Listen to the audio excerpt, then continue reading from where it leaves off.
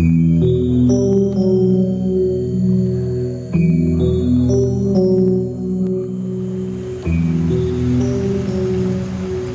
malam, kita berjumpa kembali, kawan dunia muram.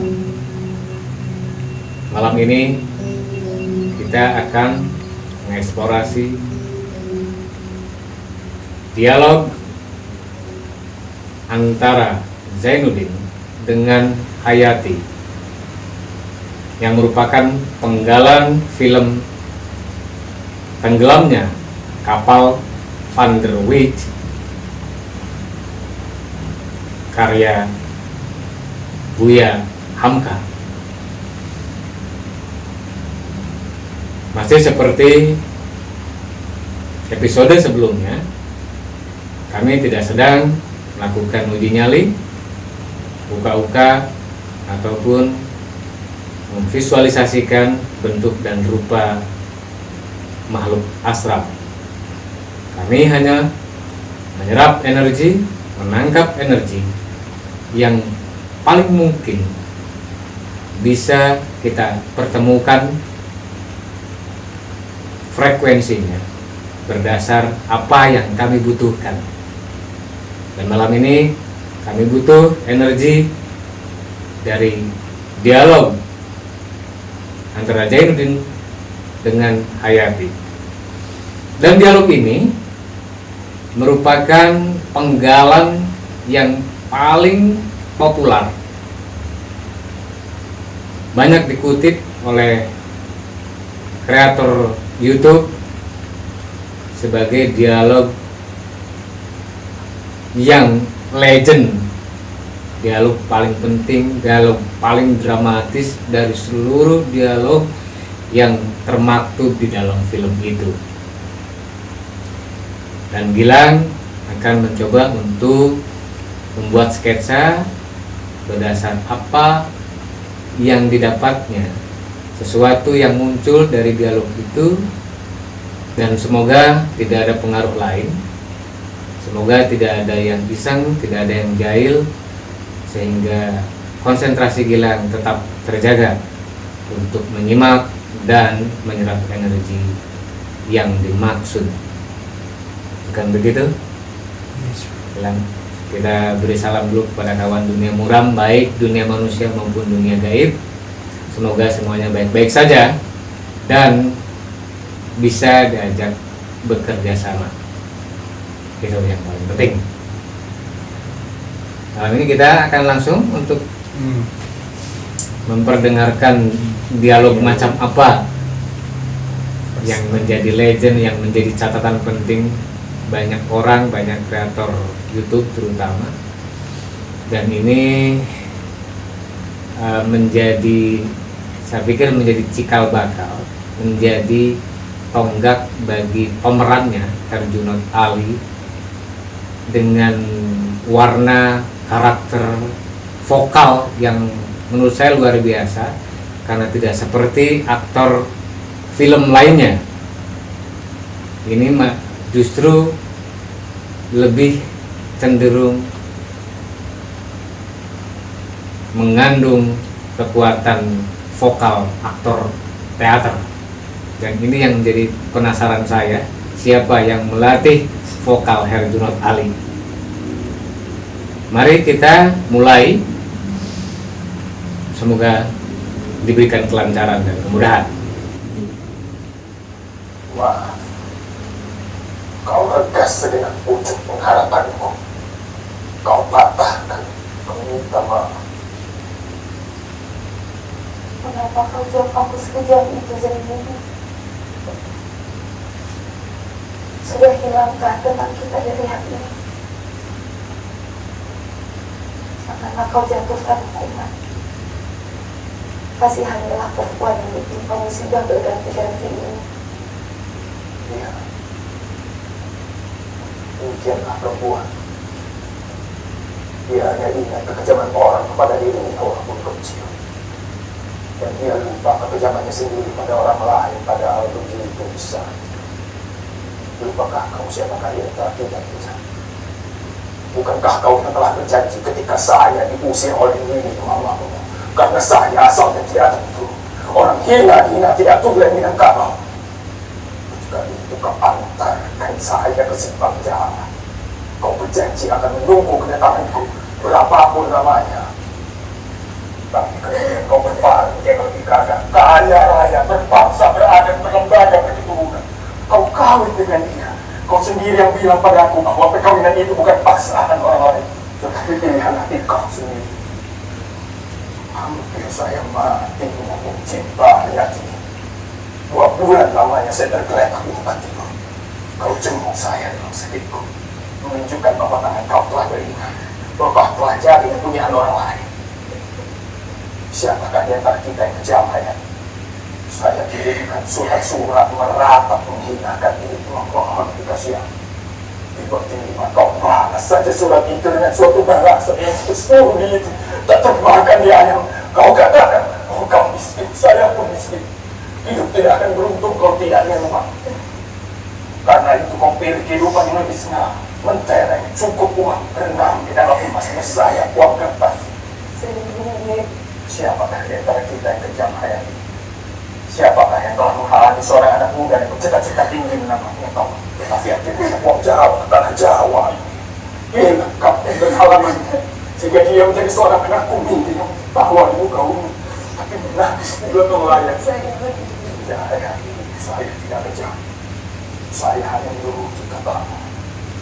Bukankah kau yang meminta di dalam suratmu supaya cinta kita itu dihilangkan dan dilupakan saja, diganti dengan persahabatan yang kekal?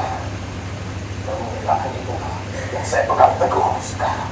Kau bukan kecintaanku, bukan tunanganku, bukan istriku, tapi janda dari orang lain. Maka secara seorang sahabat, bahkan secara seorang saudara, saya akan tetap teguh memegang janjiku dalam persahabatan itu, sebagaimana teguhku dahulu dan cintaku. Itulah sebabnya, dengan segenap rindu hati ini, kau bawa tinggal di rumahku untuk menunggu kedatangan suamimu. Tetapi kemudian, bukan dirinya yang kembali pulang, tapi surat cerai dan kabar yang mengerikan. Maka sebagai seorang sahabat juga, kau akan lepas pulang ke kampungmu, ke tanah asalmu, tanah Minangkabau yang kaya raya, yang berada di lembaga, entah lapuk di hujan tanah kamu manis.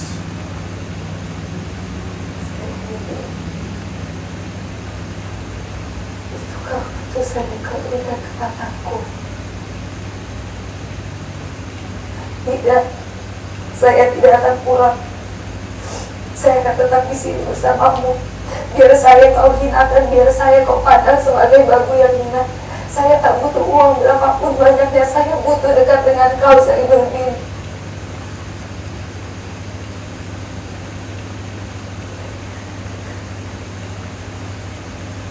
Tidak. Pantang pisang rebus 2 kali. Pantang pengguna bakat siksa. Mesti pulang kembali kepadamu. Biarkan saya dalam keadaan ini. Jangan mau ditumpang hidup saya. Orang tidak tentu asal. Negeri Minangkabau yang ada.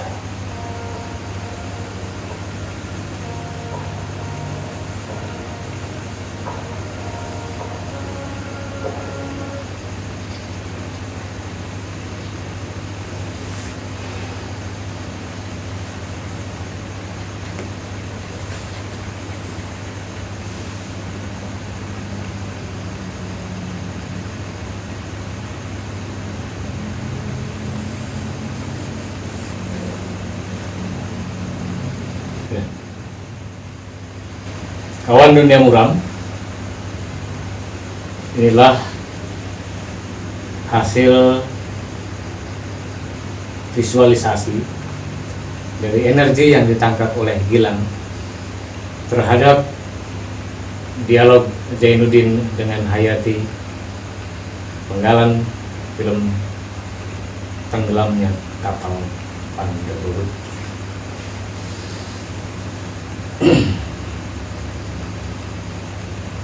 Kita mau bahas ini atau mau bahas ini dulu? Ini dulu. Oke. Baik, kawan di dunia muram.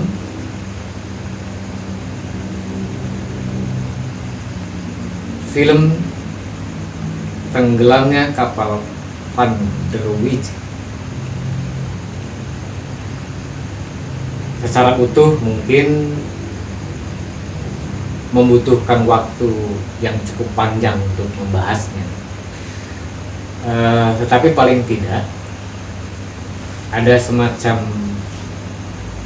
simpulan sederhana, simpulan awal.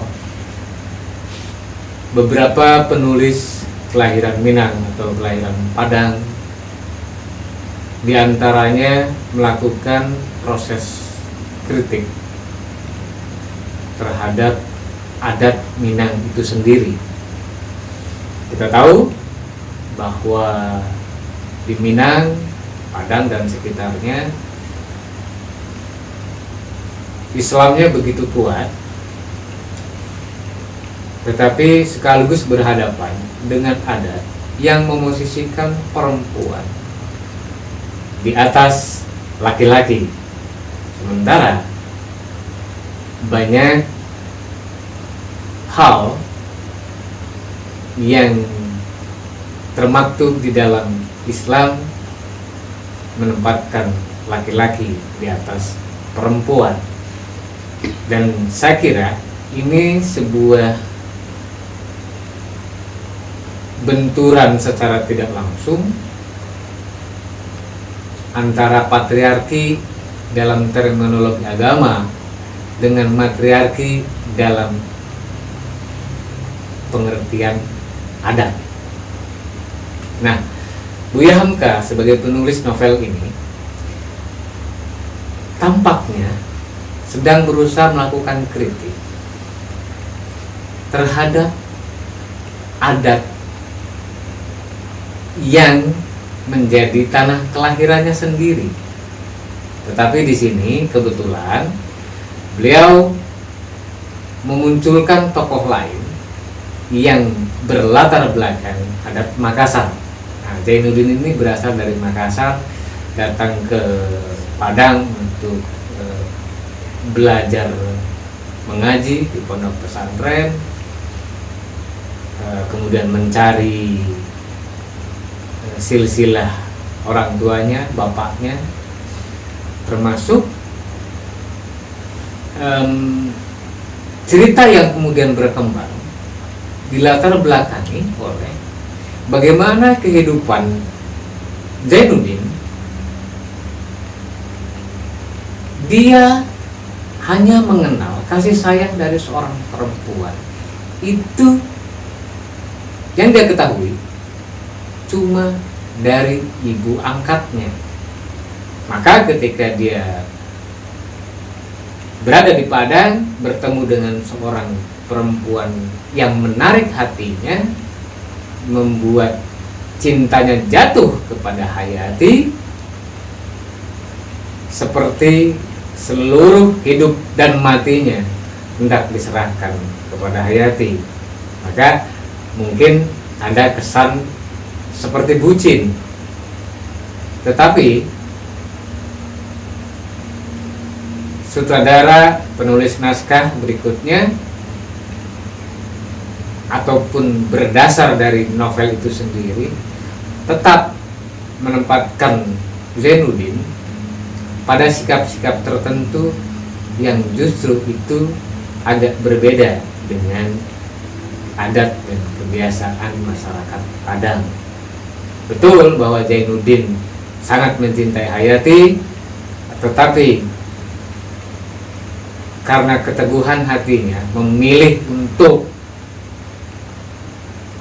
membiarkan rasa sakit itu, bahkan cinta dan marahnya itu sebanding. Dia tetap tidak mau menerima Hayati sebagaimana kuatnya cinta dia terhadap Hayati. Ada keseimbangan di situ. Dia mencintai Hayati, tetapi hatinya sudah dibulatkan untuk tidak menerimanya kembali. Itu kawan-kawan. Jadi ada kalau yang saya maksud kritik penulis novel tersebut terhadap adat maupun budaya Minang yang menempatkan perempuan jauh lebih dominan, jauh lebih tinggi daripada laki-laki, maka kalau saya mengistilahkan Buya Hamka meminjam tangan adat Makassar untuk berhadapan dengan adat Minang. Tapi ini tafsir. Anda bisa membuat atau menyusun perspektif maupun tafsir yang berbeda. Sampai di sini saya mau bertanya kepada Gilang, apa yang kemudian ditangkap? Zombie. Yeah. Zombie, semuanya zombie dan perempuan. Zombie perempuan, boleh sedikit dijelaskan? Ini perempuan mana? Ini perempuan mana? Ini mungkin sosok pria ya. Pria, memang ini pria, bukan perempuan. Sosok pria tetapi seperti bergaun perempuan. Kenapa? Entah ya. Jadi ini sosok pria tetapi seperti bergaun perempuan ya. Oke. Ini perempuan aslinya. Semuanya zombie. Ini cermin. Ini cermin. Cermin masa lalu. Oke. Baik. Jika ini laki-laki kemudian diandaikan sebagai Zainuddin tetapi berkostum perempuan, apakah itu disebabkan oleh Zainuddin yang lebih memiliki kelembutan sebagaimana watak perempuan? Iya, dari nada dia bicara yang dimana harus laki-laki itu mungkin. Iya, dia mestinya sudah meledak-ledak gitu kan, sudah segala pecah, segala berantakan gitu ya. Tapi ini masih bisa dikendalikan, masih bisa diatur sedemikian rupa, tidak berakhir destruktif, tidak ada perusakan apapun gitu kan, tidak ada kekerasan apapun, tidak ada bentakan apapun yang bisa menimbulkan rasa sakit hati yang baru. Iya, itu. Jadi sebenarnya lebih. Kenapa kostum? Karena sebenarnya ya kalau watak laki-laki sebenarnya nggak begitu gitu. Tapi karena dia bisa mengelola gitu kan, dia diberi baju sebagaimana watak perempuan gitu. Bajunya permukaannya saja gitu, karena dalamnya tidak gitu. Tetap dia laki-laki. Oke, ini tafsir kan? Tafsir saya. Iya, tafsir saya. Kemudian ini pengantin yang zombie. Perempuan rambut panjang. Perempuan rambut panjang, bukan pengantin. Bukan. Apakah ini Hayati? Kita sepertinya begitu. Karena dengan nada yang tidak kategori tidak bersalah mungkin ya. Ya sebagai seorang pengantin aja. Sebagai seorang pengantin di putri dalam sehari. Dan ini cermin sebagaimana sedang make up gitu kan. Ketika bersiap untuk menjadi pengantin diminta dan seterusnya. Kemudian di belakang ada apa? Baling-baling juga. Kincir angin, kursi. Oh iya, ini kursi. Maaf, kursi mewah. Oh iya, saya pikir ini kerudung. Penutup pengantin tuh biasanya ya. Oh ini laki-laki gitu. Ini laki-laki. Oke. Terus yang ditangkap dari jauh. Tetapi menyeramkan. Saya juga merasa seram gitu, karena entah menjadi style Gilang atau gimana, setiap bentuk visual manusia atau makhluk itu selalu dengan mata bolong, mulut terbuka, ternganga lebar, bulat, tidak menyamping tapi bulat gitu. Bahkan vertikal ya, vertikal gitu.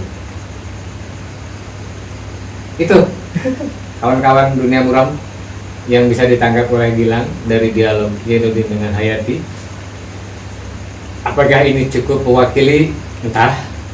Apakah ini betul-betul serapan dari energi dialog itu? Kami juga tidak bisa memastikan. Tapi paling tidak kami berusaha untuk menangkap sebisa mungkin energi yang terpancar, energi yang paling bisa dipertemukan kemudian menjadi visualisasi tertentu. Barangkali kawan di sini ada yang mau mengajukan pertanyaan. Silakan. Paling tadi kan pas awal gambar karena pakai pensil yang itu nggak jelas ya. Terus setelah diperjelas, aku melihat gambar perempuan tuh terakhir bahkan hampir mau habis gitu. Itu kenapa baru muncul pas mau habis? Terbuai mungkin dengan Jainuddin. dialog ya, apa yang diungkapkan di dalam dialog. Kan sepertinya sakit tapi dia strong sebenarnya. Sakit tapi strong. Itu kan kayak Itu jubah kan nggak sakit, kerajaan gimana? gitu. Iya, sebenarnya yang winners dia aja sih. Kalau saya pikir dia menang, cuman di dalamnya sebenarnya udah membusuk aja.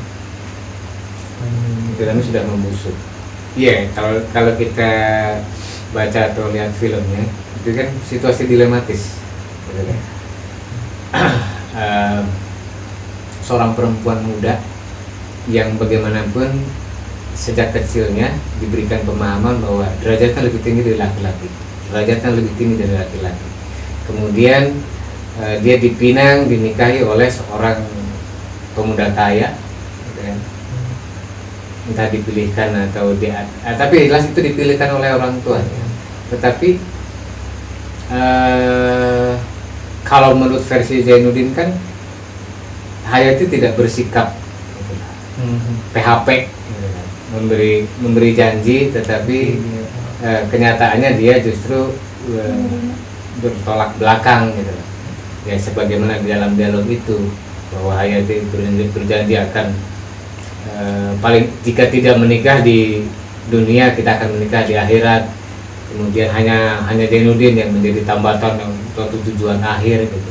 Tetapi di kemudian hari dia mengucapkan dengan gamblang bahwa suaminya itu pilihan orang tua atau hasil perjodohan itu adalah pilihannya sendiri karena cintanya. Tetapi ini kan bisa disebut sebagai kamuflase gitu. Pada situasi sulit semacam itu, seorang perempuan yang sudah tahu memilih A atau B itu akan berakhir menyakitkan, akan tetap menyakiti laki-laki yang ditinggalkannya, maka dia akan lebih memilih untuk iya benar ini pilihanku. Ini dilematis gitu loh, sama-sama menyakitkan kok, daripada misalnya bilang ini bukan pilihanku tapi kamu tetap meninggalkan aku kok, kan jadi debat panjang akhirnya gitu loh.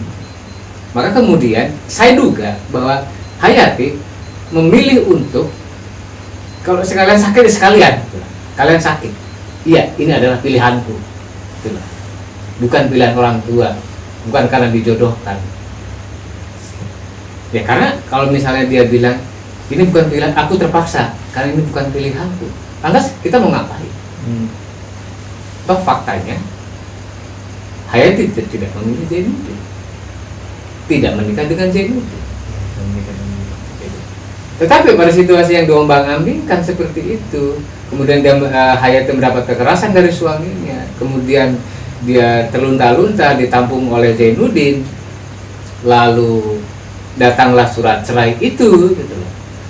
Jainuddin sudah kadung sakit. Sudah kadung sakit. Oleh siapa? Oleh Hayati dan seluruh keluarganya. Dia dihinakan, maka dia terdampar ke Jakarta menjadi penulis dan hebat, penulis terkenal dan menjadi kaya raya.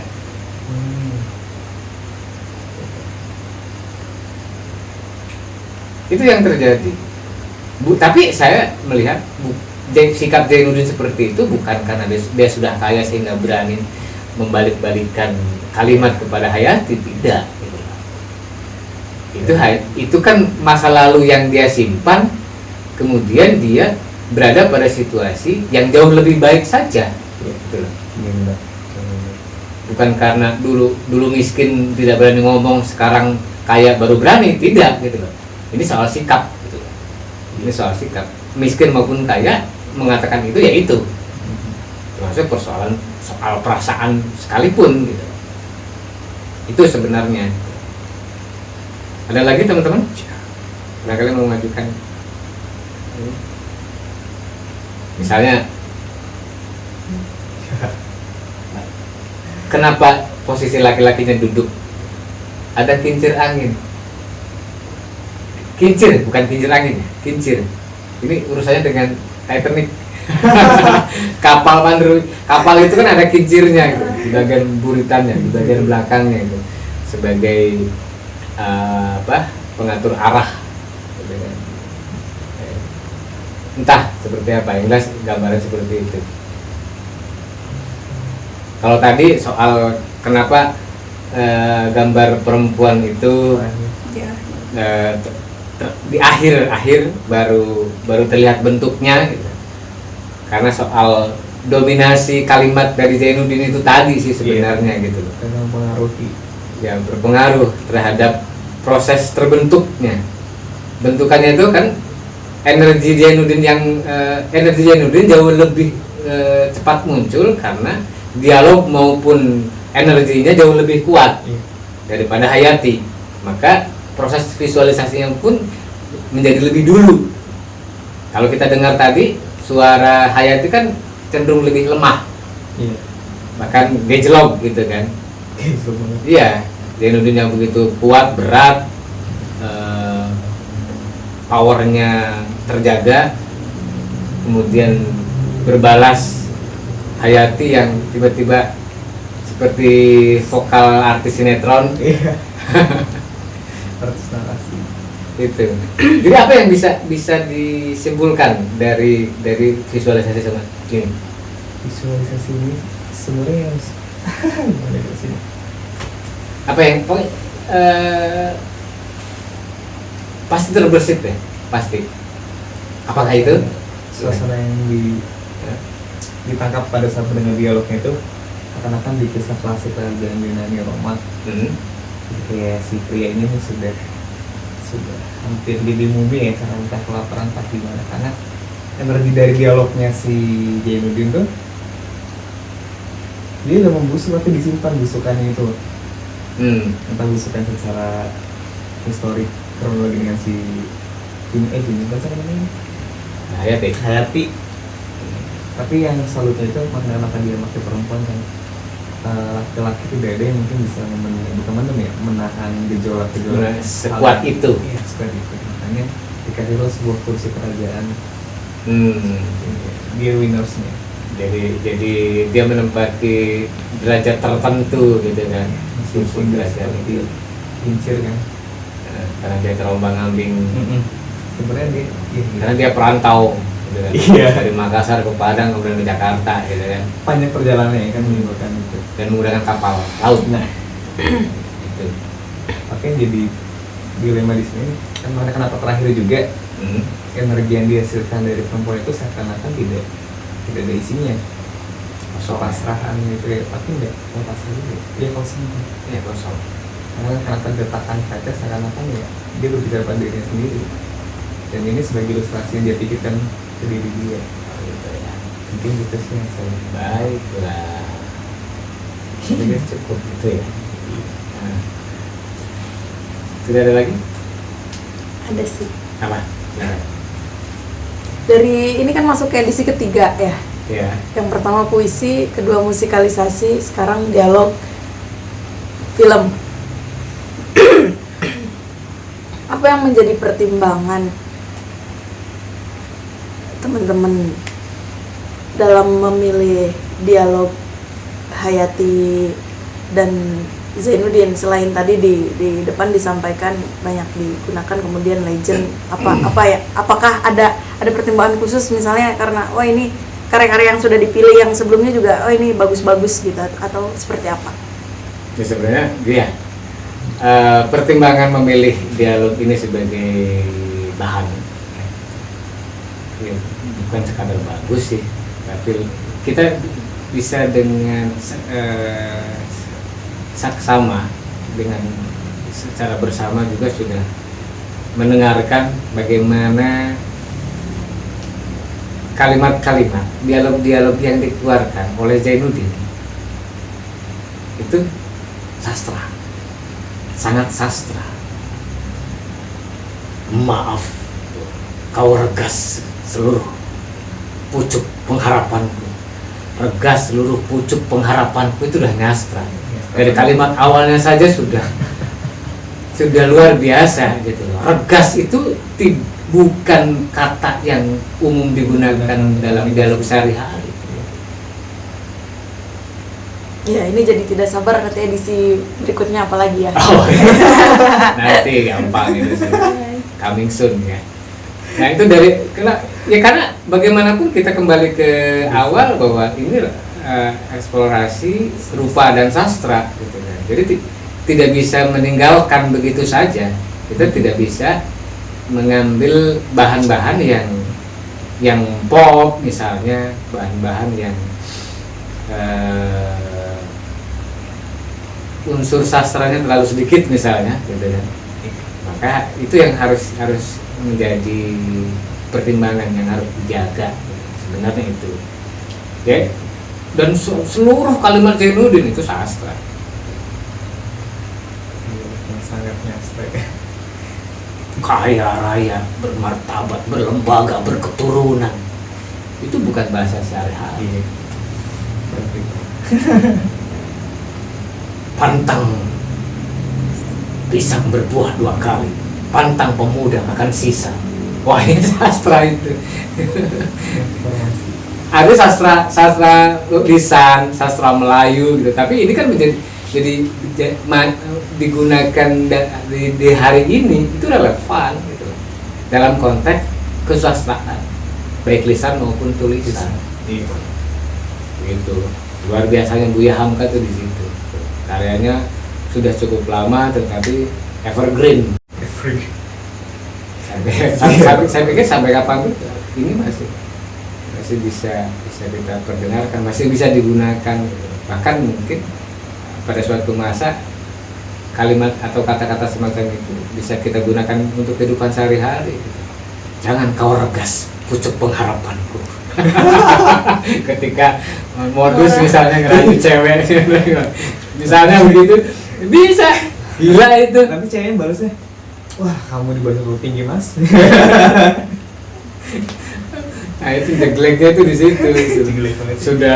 Sudah mengukir kata-kata indah tapi nggak dipahami gitu kan. Itu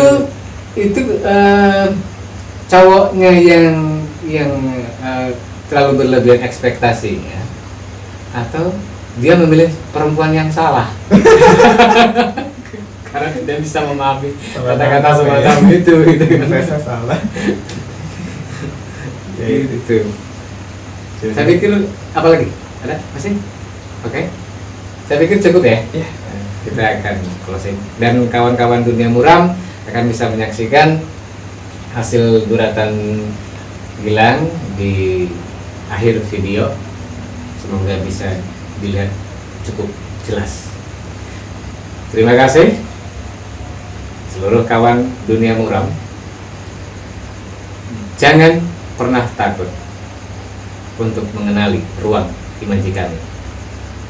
Kita akan bertemu kembali.